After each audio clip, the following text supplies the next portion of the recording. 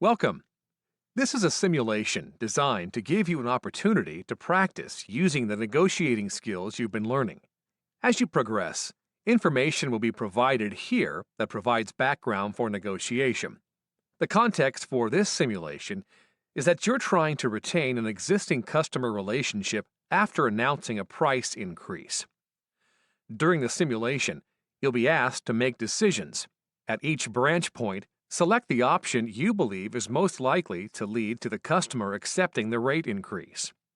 Should you choose a suboptimal option, the direction of the conversation will change, but you'll be provided opportunities to recover. To successfully complete this simulation, your objective is to retain this existing customer. Tap Next and let's get started. This simulation begins with you and your customer having a meeting as a result of this recent email.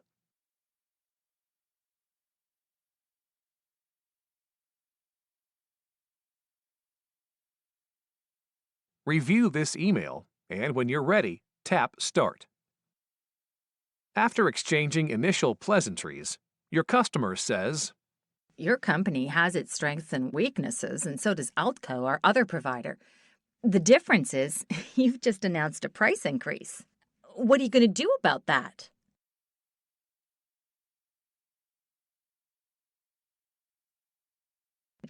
I need to reassess our overall strategy for this part of the business. Cost management is absolutely critical for us. I'll need to get back with you. Unfortunately, your customer has just ended the meeting. You tried to reclaim a power position, which in today's B2B selling environment often leads to no agreement. Instead of blaming overall rising costs, look for ways to increase the value of your offer. Tap Next to start over, and this time, let's try a different conversation. After exchanging initial pleasantries, your customer says, Your company has its strengths and weaknesses, and so does Altco, our other provider. The difference is you've just announced a price increase. What are you going to do about that? Clever response. By introducing an unexpected insight, you created uncertainty in your customer's mind about what they need.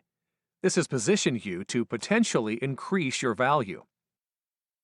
We haven't tracked reliability types of metrics. Why do you ask?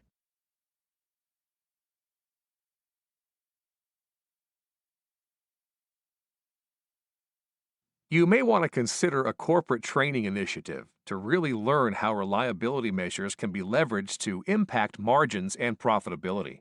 I know others in your industry have found that helpful.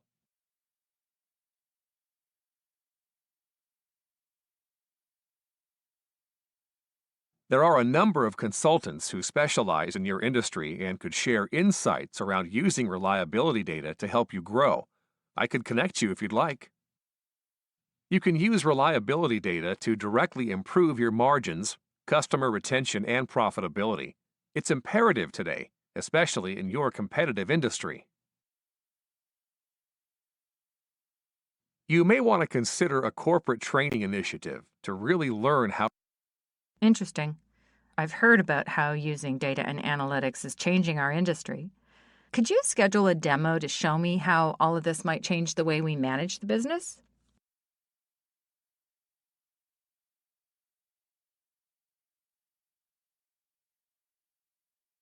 Review this new article, and when you're ready to respond to the customer's question, tap Start.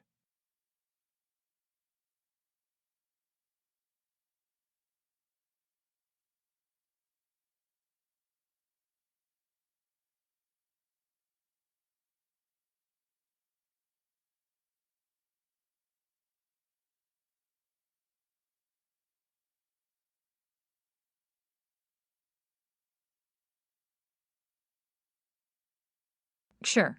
I'll take a look at the article. Please email it to me. Sharing information with your customer adds value to the relationship, but doesn't directly address resolving your price increase.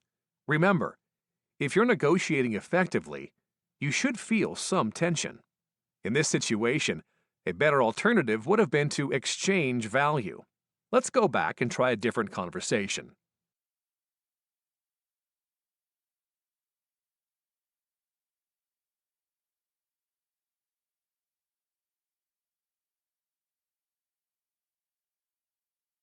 Well done.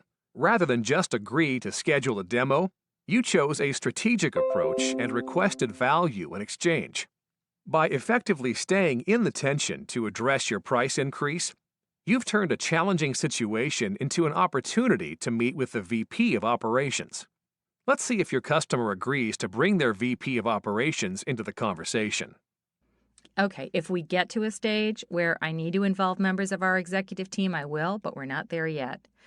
I'd like to first talk with a reference customer where you've successfully helped them implement using reliability data.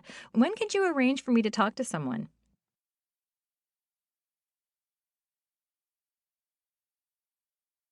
That's reasonable. I understand what you're saying. I'll get to work setting up a reference for you, and you'll find out if we can meet with your VP of Operations. Sound good?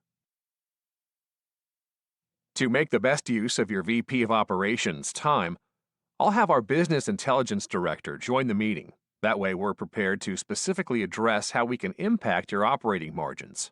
Sound good?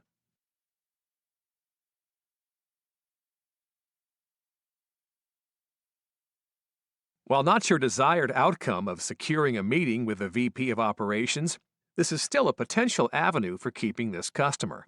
While it may seem like each of you agreed to take a next step, it's still uncertain how your customer will deal with your requested price increase. Let's see what your customer has to say. Yes, if you think that including other parties would help resolve this situation, please do so. But I want to make sure I can talk to a reference at some point. We strive to be respectful of your time and every customer's time. Therefore, we only ask customers to be a reference in key situations. Do you really need to talk to a reference at this stage? If you can confirm a meeting with your VP of Operations, I'll get you in contact with a reference, as well as ensure our Business Intelligence Director joins the meeting. Are you in agreement with that approach? Congratulations! You've positioned yourself to retain this customer and scheduled a multi-party meeting to demonstrate how you can work with your customer to utilize reliability data. You successfully focused the conversation on creating more value, not just negotiating price. Introduced an unconsidered need that created uncertainty in your customer's mind, and requested value in exchange when value was requested of you.